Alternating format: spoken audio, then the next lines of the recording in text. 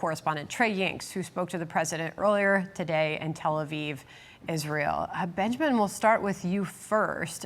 Please do share with us your thoughts from your unique perspective on this moment.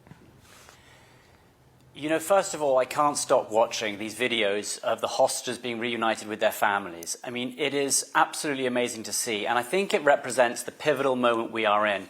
Because you look at those videos and you look back, first of all, and you remember the horror that's happened. You remember October the 7th.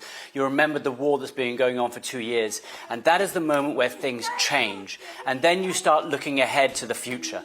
Now, that is true for these families, but it's also true for the region. You look back over the last couple of years and you see a region that was at war with one another. You see a region where Hezbollah, Hamas, the Houthis, Iran, the Shia militias in Iraq, Syria were strong. That has changed, and new allegiances have been born as well. President Trump being very close to Saudi Arabia, Qatar, the UAE, building up those relationships, his incredible relationship with Israel. So all of these things have happened to bring us to this moment, and President Trump personally has almost done it. 2 weeks since the 20-point peace plan was first being discussed, and already they are there. But now we have to look ahead. We know how difficult it will be for these families, perhaps, over the coming years to get over the PTSD and the difficulty. And it may also be difficult for the region, but that's where phase 2 comes into play.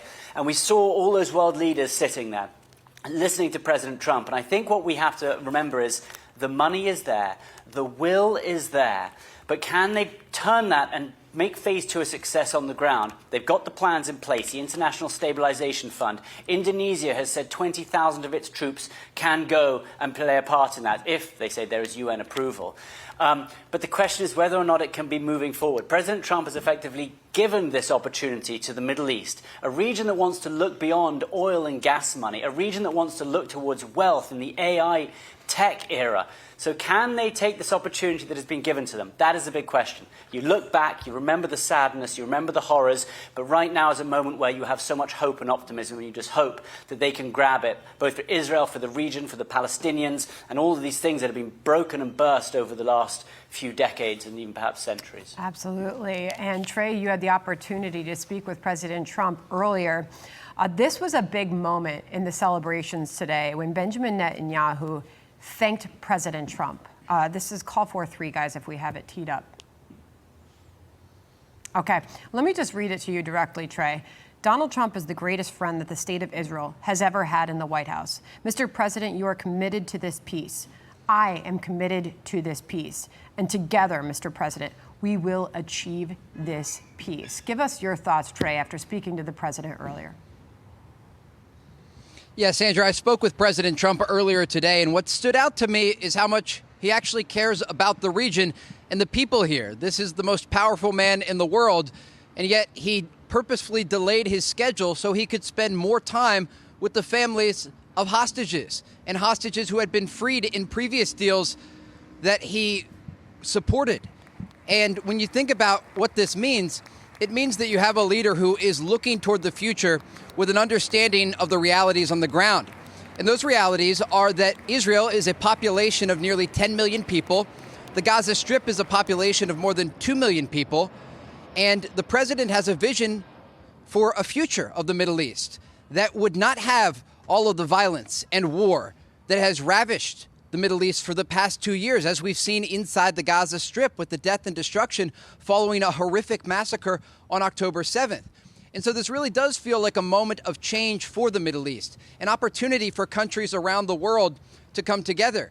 And the president, in his remarks at the Israeli Knesset, made that very point. He said from cities and states around the world that people should come together.